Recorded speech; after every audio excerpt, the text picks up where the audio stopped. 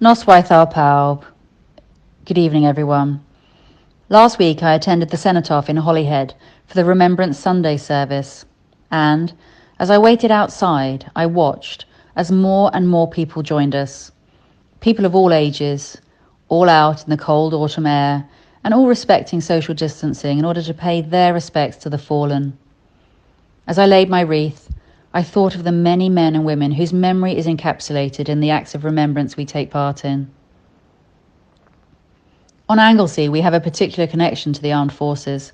Our RAF Valley has been training pilots at the base since the Second World War.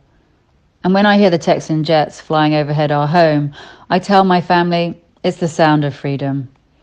That fact has been particularly pertinent this year, when the tireless work of the armed forces has helped to avert additional restrictions on our liberty as we fight a new kind of enemy, an invisible yet deadly one.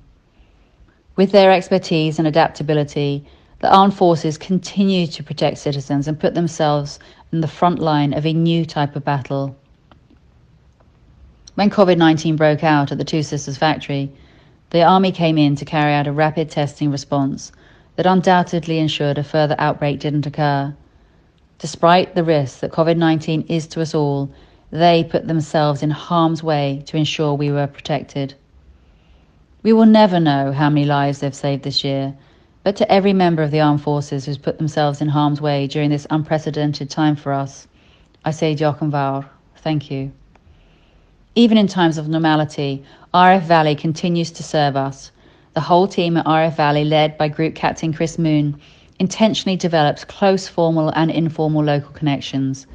They organise community council briefing days, they work with Bangor University on history research projects, and host expansive youth engagement projects that help many young people to avoid unemployment and dream of a better future for themselves. The armed forces also have a special place in my own history, as without the RAF I certainly wouldn't be here today.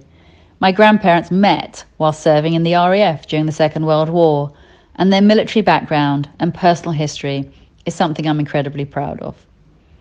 This year, I've been able to learn just a little about what their lives may have been looked like during those long, dark days.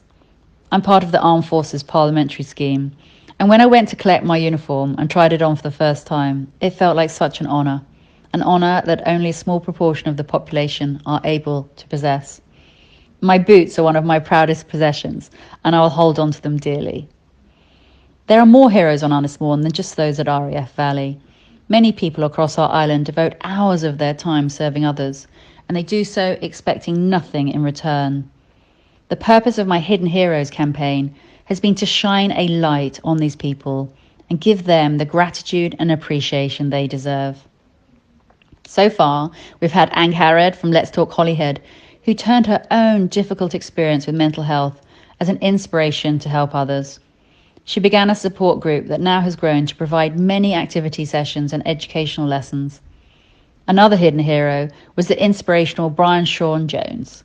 Brian has been performing since his school days, but when Anglesey went into its first lockdown in March, he realised that he could stream his performances online and raise money for local charities. So far, he's been able to raise over £1,000 for a range of charities on our island. These are only two of the many amazing individuals who work tirelessly every day to improve our community, and I'm grateful for the effort they all put into our island and will continue to highlight their achievements to give them the appreciation they deserve. I'd like to end by saying, on Remembrance Day, we stop to say thank you, and today I stop to say thank you for the heroes, both military and hidden. Diolch yn fawr.